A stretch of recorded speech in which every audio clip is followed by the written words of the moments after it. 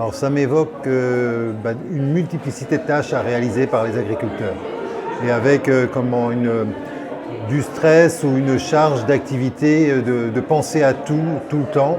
On a des structures en Bretagne qui sont avec un nombre limité de personnes, donc qui ont très souvent la responsabilité et de la production, et de la transformation, et de la vente. Alors, dans celles qu'on a accompagnées, il y avait des problématiques organisationnelles et aussi des problématiques de dimensionnement d'activité qui font que les équipements ne sont pas toujours appropriés. Au niveau de la rentabilité des activités, il y en a où il y a des marges suffisantes, mais d'autres quand même qui sont un peu limitées. Donc une précaution des agriculteurs avant d'investir trop fortement et une période plus ou moins longue où les équipements sont pas forcément aussi performants que ça le serait dans un processus agroalimentaire. Donc ça va être par exemple au niveau de l'embouteillage, si on parle du cidre, ça va être au niveau à plusieurs niveaux. Et puis il y a aussi toute la charge liée à la commercialisation, où souvent le jeune qui démarre, il faut qu'il se fasse connaître, qu'il soit présent sur de nombreux lieux, sur de nombreuses journées, avec éventuellement des temps d'astreinte assez importants, et qui prennent donc du temps sur la partie production ou sur la partie transformation. Le fait qu'on ait un échange au niveau national entre différentes régions avec différentes réalités. Par exemple, ce matin, il y avait un exemple de CUMA. On a peu de CUMA en Bretagne, et dans l'exemple présenté ce matin, cette CUMA a pu investir et trouver une solution parce qu'elle a investi ce qu'un agriculteur individuellement n'aurait pas fait. Donc les exemples que l'on voit d'autres régions sont utiles.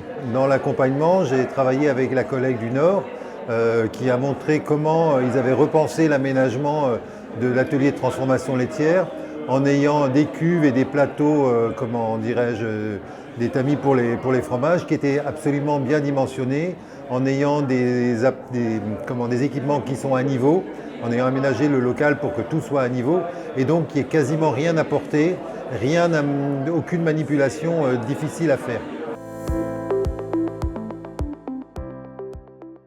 Et puis ça nous permet au sein de notre travail de mettre ce sujet un peu devant, parce qu'on est souvent, il y a d'autres sujets, il y a l'économique, il y a la vente, mais il y a aussi le travail avec la pénibilité,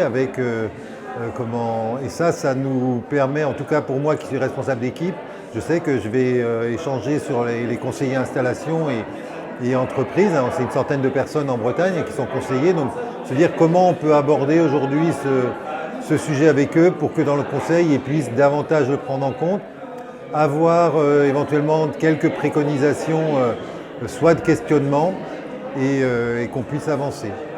Je pense aussi que pour moi, ça m'a permis de mettre en évidence la question des situations où il y a un différentiel de perception de la problématique travail sur les fermes.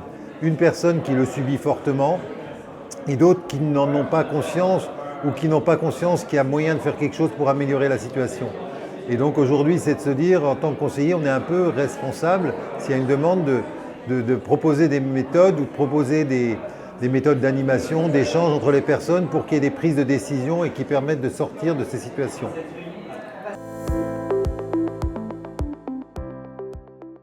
Donc là aujourd'hui on est un peu dans la phase de comment on va le transmettre aux collègues, c'est un peu ça la question qui est posée.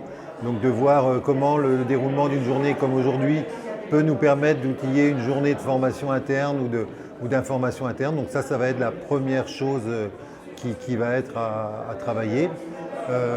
Pour nous en Bretagne, il y a BDI qui est présent, donc Bretagne Développement Innovation. On va échanger aussi sur les questions de transfert de compétences, de savoir-faire par rapport aux équipements, de se dire est-ce qu'il y a du petit agroalimentaire qui peut être davantage ou plus facilement mis à disposition des agriculteurs, donc des ateliers. Donc ça pourrait être des choses qui soient suivies avec des expériences qui soient conduites à ce niveau-là.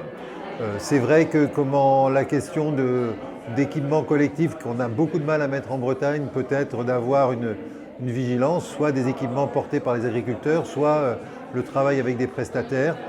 Donc d'avoir une approche peut-être un peu élargie des solutions, des réponses qu'il peut y avoir.